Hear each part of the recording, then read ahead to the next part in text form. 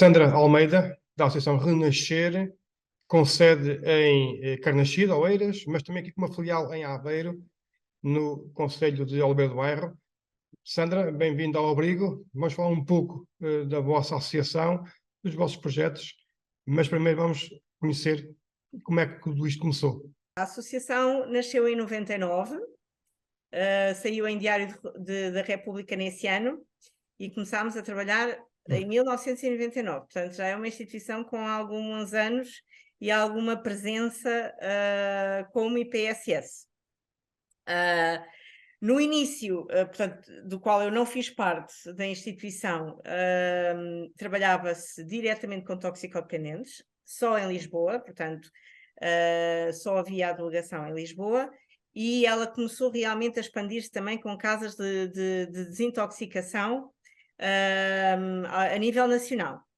Depois, alguns no tempo, não sei exatamente em que ano, talvez 2000 e pouco, houve uma alteração na legislação relativamente aos toxicodependentes na altura por causa da SIDA, e a instituição e a direção da altura perdeu a maior parte das casas que tinha, porque não conseguiu colocar nessas casas as condições que eram obrigatórias para ter os toxicodependentes internados.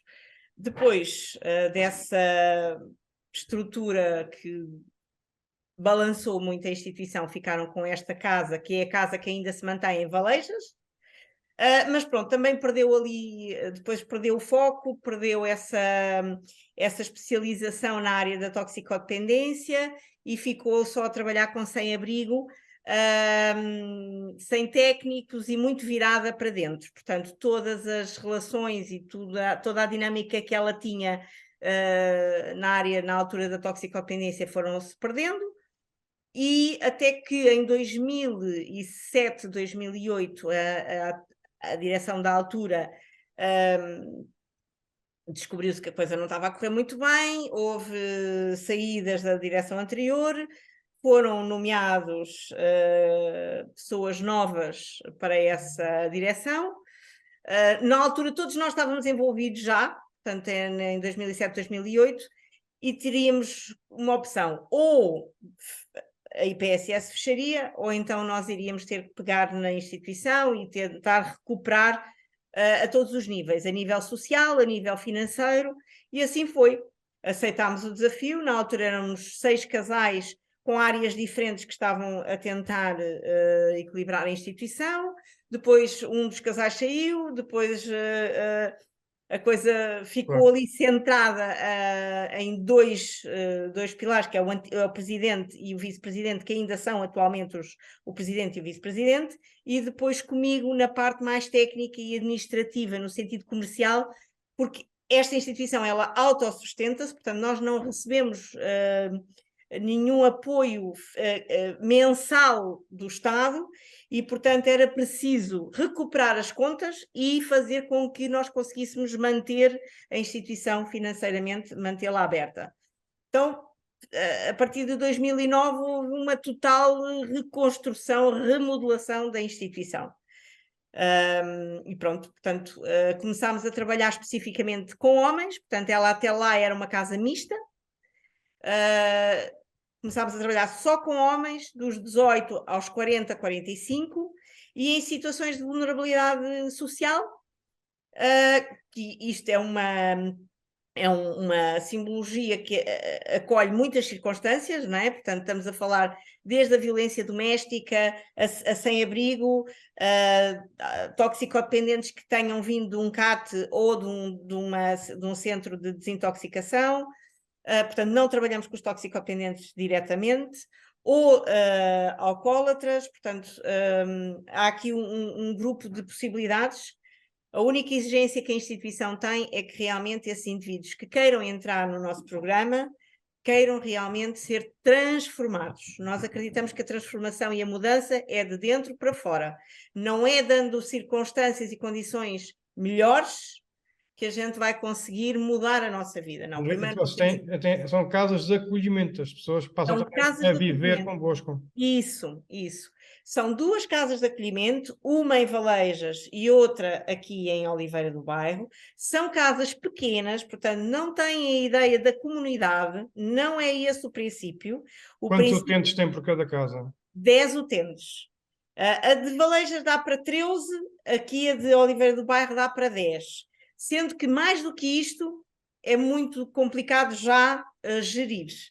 Portanto, 8, só em situações sociais que às vezes acontece, não é? Que de repente há uma crise, é que nós ultrapassamos aqui os 8. Normalmente, eu quando tenho 8 já paro de dar entrada de utentes, pelo menos até algum sair. Muito bem. Nós Como é que é vamos o fazer dia a essa dia deles, questão. por exemplo? Como é que é o dia a dia deles? O dia a dia, assim especificamente, eles são obrigados a acordar às 7 da manhã. Nós somos uma instituição cristã, portanto, eles têm ali um período em que fazem as suas meditações, em que fazem as suas orações, em que leem a palavra, a Bíblia, que é onde nós acreditamos que estão os princípios e os valores que são, que interiormente os faz serem pessoas diferentes. E depois, a partir das 8 da manhã, eles retornam aos seus quartos, fazem a sua higiene mais aprofundada, fazem as camas, arrumam os quartos e às 9 horas têm que estar a tomar o pequeno almoço, 9h30 estão a sair para trabalhar. Os que estão ainda na parte da reabilitação trabalham dentro da instituição, já lhe vou dizer em que áreas, e os que estão já em fase de reinserção trabalham fora, ou em termos de recolhas e transportes, ou em termos de peditório e angariação de fundos na rua. Muito bem. Falamos, enfim, de pessoas que vão estar uma temporada pré-definida nas vossas relações, porque existe um tratamento, existe um princípio, um meio e um fim, como é lógico, chega a um ponto em que eles estão reabilitados. Sim. O mínimo que que o programa apresenta é de 1 ano. Sendo que dificilmente nós conseguimos fazer uma reinserção depois de 1 ano. Porquê? Porque 1 ano não é suficiente para eles angariarem dinheiro suficiente para depois irem para fora. Portanto, temos ali um período de reinserção, eles têm que ou arranjar trabalho, ou quando ficam a trabalhar connosco, ir fazendo, amealhando o dinheiro deles, e portanto fazem ali um pé de meia, como eu costumo chamar, para poderem ou alugar um quarto, ou alugar uma casa, ou se casarem, ou o que seja. E esta saída atualmente, com toda esta inflação, com toda esta alteração também na área imobiliária, de há uns anos para cá tornou-se muito difícil esta reinserção assim, mais fácil, não é? Mais... Vocês, as coisas eram trabalham o plano de vida deles, neste caso, um plano de vida. Sim, Ajudam-nos a arranjar emprego, ajudam-nos a... Isso, sim. Muito bem. E a nível dos apoios, por exemplo, tem apoio do Estado? Como é que isto funciona? Pronto. Nós temos todas as condições, temos a nossa contabilidade toda organizada, tanto que recebemos o IRS, a consignação, né, o 0,5, temos a nossa contabilidade organizada, temos as assembleias, temos essas coisas todas organizadas, somos uma IPSS de utilidade pública. Portanto, temos todas as condições para podermos receber um valor mensal, por exemplo, por cada utente que cá temos. Podíamos nos candidatar à Segurança Social e fazer esse pedido. Nunca o fiz, portanto, isto foi uma decisão desta direção e muito minha, porque mexe um bocadinho aqui com a parte técnica, e nunca o fiz pelo seguinte, porque um dos meus principais objetivos como técnica e aquilo que trabalho muito com eles é eles deixarem de ser improdutivos para passarem a ser produtivos. E não dependerem de subsídios, tanto do subsídio de reinserção, do subsídio disto e tal.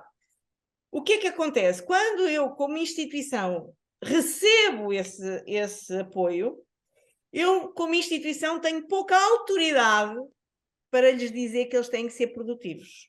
E acabo por poder não lhes conseguir dar o ensino que eu considero que é importante para eles serem produtivos, que é o sustento da própria casa.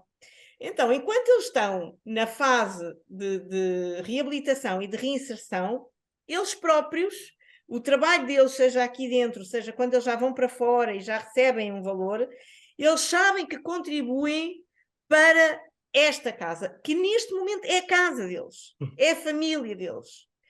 E isto tudo obriga-os a dar-lhes uma valorização ao trabalho, à produção, completamente diferente que se a gente não tiver este tipo de trabalho e este tipo de independência. A independência deles vai ser o sucesso da instituição. E então isto tem esta dinâmica. Entra um que começa a produzir para a instituição e para si próprio, por isso é que ninguém paga para cá estar, os familiares não pagam para os utentes cá estarem, o Estado não paga para eles cá estarem e eles também não pagam para cá estar, mas têm que produzir para podermos nos manter, para manter os técnicos que vão estar com eles, manter a casa, a luz, a água, os bens de consumo. É claro que nós temos aqui, por exemplo, só para lhe dizer, eu não gasto dinheiro em alimentação praticamente. Aqui em Oliveira do Bairro ainda gasto um bocadinho, mas lá embaixo eu não gasto dinheiro com alimentação. Eu gasto dinheiro com a renda do espaço, eu gasto dinheiro com a água, com a luz, mas não gasto dinheiro com a alimentação. Porquê? Porque nós fazemos todo um peditório a empresas, a parceiros particulares e empresariais que nos ajudam. Okay. Mas, para além desses donativos, é o próprio trabalho dos próprios utentes que fazem com que a instituição se vá mantendo. Quando um já está a sair, o outro está a entrar, e então há aqui esta... Como é que vocês fazem essa seleção? Olha, a seleção é feita por mim, numa entrevista, o meu objetivo nessa entrevista é que ele se enquadre dentro daquilo que é o modelo que a gente precisa de idades. Ali, depois, entre os 40 e os 50, eu já tenho que fazer uma percepção muito grande se realmente é uma pessoa que eu vou conseguir reinserir ou não, porque se não for, ele vai ficar a ocupar um lugar na casa, e as casas são pequenas, portanto, não há muito espaço aqui para ter uma cama sempre ocupada. O meu objetivo na entrevista é conseguir entender que este indivíduo não está a querer entrar só para ter uma casa e um abrigo. Este indivíduo está a querer entrar porque realmente reconhece que precisa de ajuda e quer ter princípios de vida novos e valores novos e ser transformado. A partir daqui começa-se um trabalho com eles. Muito bem. Ao fim de tantos anos, tem ideia de quantas pessoas já ajudaram? Nós já ajudámos muitas. Teria que estar a contar aquelas que nas assembleias a gente apresenta anualmente de entradas e de saídas, mas umas centenas, porque entretanto acontece muitas vezes eles entrarem, ficarem um mês, ficarem 2 meses. Alguns casos eu considero que são casos verdadeiramente de insucesso, não é? Outros podem não ter terminado o programa, mas eu olho e acompanho-os e sei que houve sementes, houve princípios, houve posicionamentos que eles aprenderam durante esse período que estão a fazer a alteração ou estão a ajudá-los a eles conseguirem estar lá fora. Muito bem, não quero entrar em tecnicismos na questão do programa que vocês aplicam às pessoas que estão convosco, mas existe obviamente todo um ritual diário, além obviamente da higiene diária, da meditação, da Bíblia.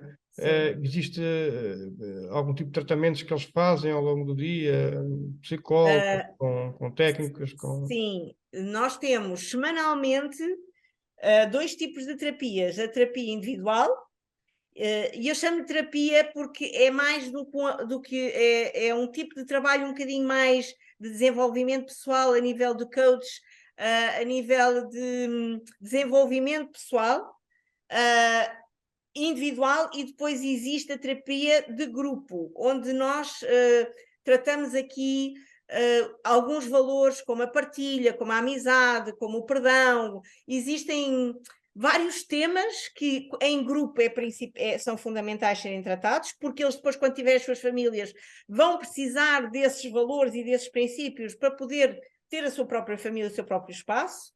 E depois, individualmente, é também feito um acompanhamento. Quando nós entendemos, portanto, o técnico que está presente entende que o utente precisa de um acompanhamento a nível de saúde mental, por exemplo, e de apoio psiquiátrico, ou de um apoio a nível da psicologia, ou outro tipo de apoio de saúde, ou mais específico, nós aí, com as parcerias que temos, canalizamos para psicólogos, para psiquiatras, para centros terapêuticos específicos em cada área. Muito Mas bem. não são técnicos da instituição, são parceiros que fazem valores mais agradáveis, normalmente são parceiros particulares, fazem valores mais baixos,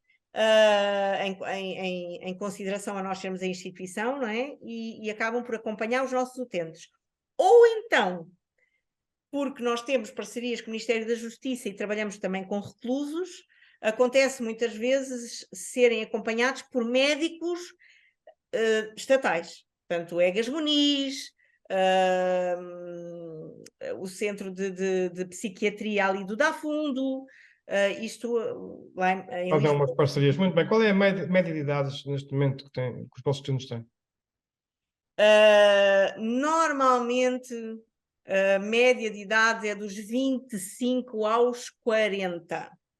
Temos exceções dos mais velhos, temos muitas pessoas mais velhas a quererem entrar, algumas nós temos que recusar e temos que mandar para outro tipo de instituições, porque não se aplicam ao nosso objeto,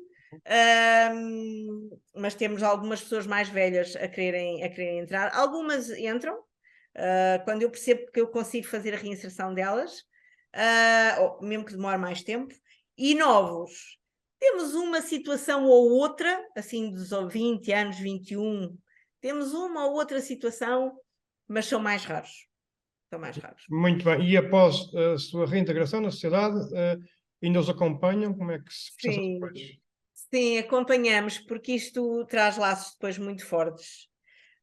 Porque o conceito que é trabalhado é o conceito um bocadinho de família e a Associação Renascer passa a fazer parte da família deles. Então, mesmo que eles depois constituam a família deles, a Renascer, eles ficam ou como voluntários, ou vêm e visitam-nos, vão, por exemplo, se estão a passar uma fase mais difícil, muitas vezes voltam a contactar connosco, e nós acabamos por dar um apoio externo, mas acabamos por dar um apoio, por conversar com eles. Alguns, por exemplo, estão no estrangeiro, nós vamos acompanhando pelas redes sociais, vamos conversando com eles também. Então, são muito raras as situações em que a gente corta completamente o relacionamento. É muito raro, é muito raro. Muito bem. O meu senhor Acontece, muitas casa trabalhou há pouco tempo aqui em Aldeia do Bairro e como é que isto tudo se processou? Porque trabalhava em Carnaxide e de repente está é aqui em verdade, Aveiro. é verdade, é verdade. Eu sempre tive um sonho de fazer crescer a instituição em termos de casas. Inclusivamente tenho em papel, e que foi apresentada em Lisboa já em algumas câmaras e tudo, um projeto que se chama Casa Ester, que é para mulheres. Portanto, é o mesmo projeto para mulheres.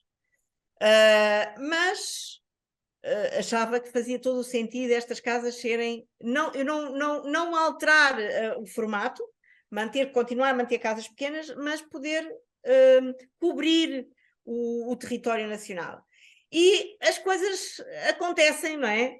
O meu marido veio trabalhar para Aveiro, no início não era suposto vir, depois a empresa instalou-se aqui em Aveiro, depois ele ia só ficar a abrir a empresa e depois voltaria para Lisboa.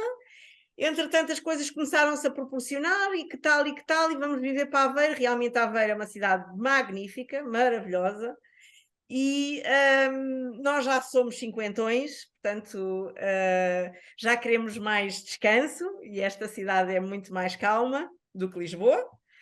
E E Aldeia do Bairro é um concelho por excelência também muito calminho e muito... sim, espetacular.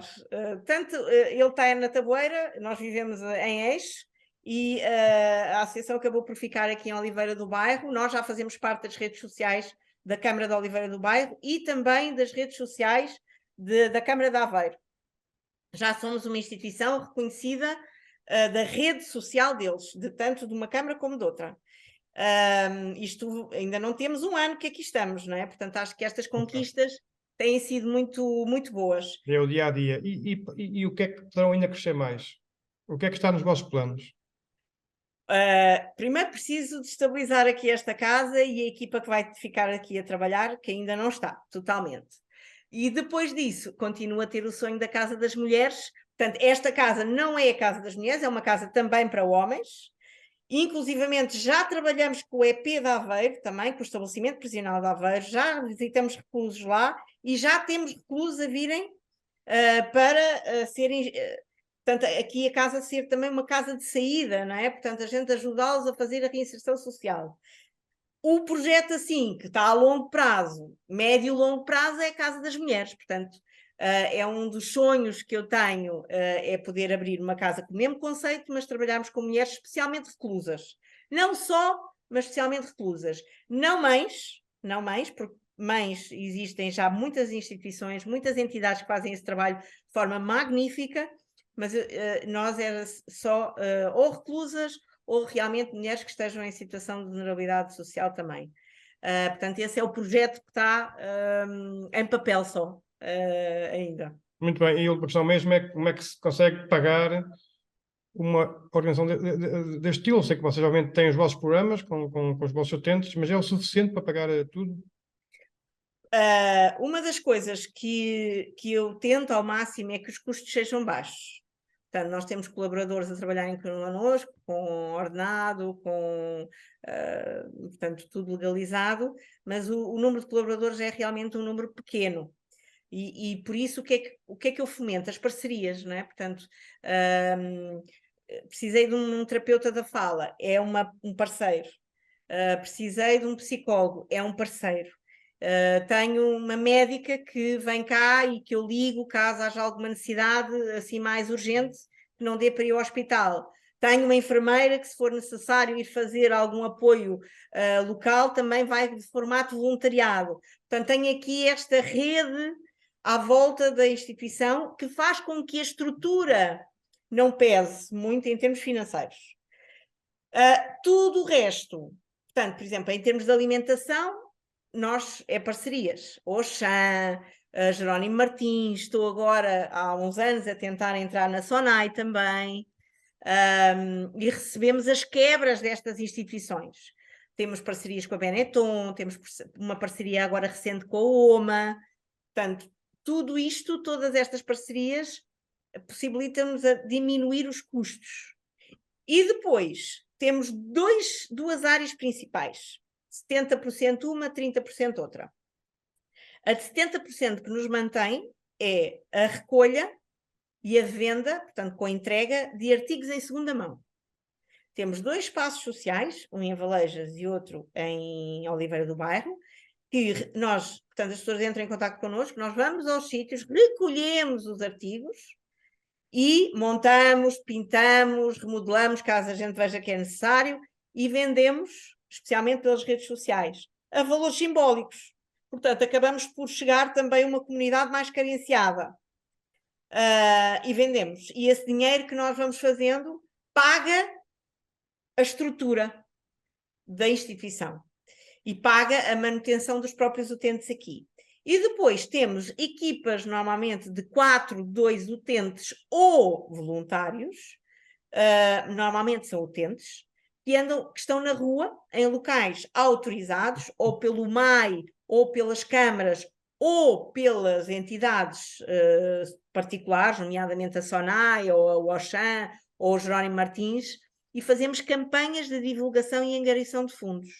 Temos uns brindes referentes à instituição e estamos dentro dos espaços e as pessoas fazem os donativos que quiserem.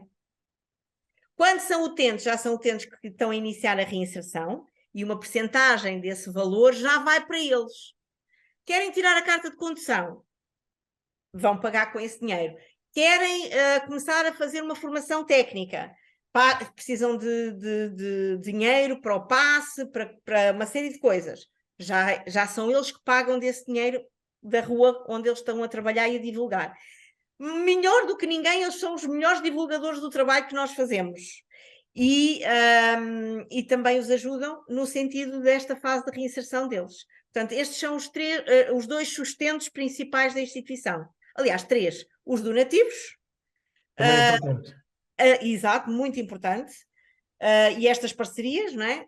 Os donativos, parcerias e os donativos que nós vendemos e depois a angariação e divulgação nas ruas. Sandra Almeida, obrigado por ter estado no Abrigo.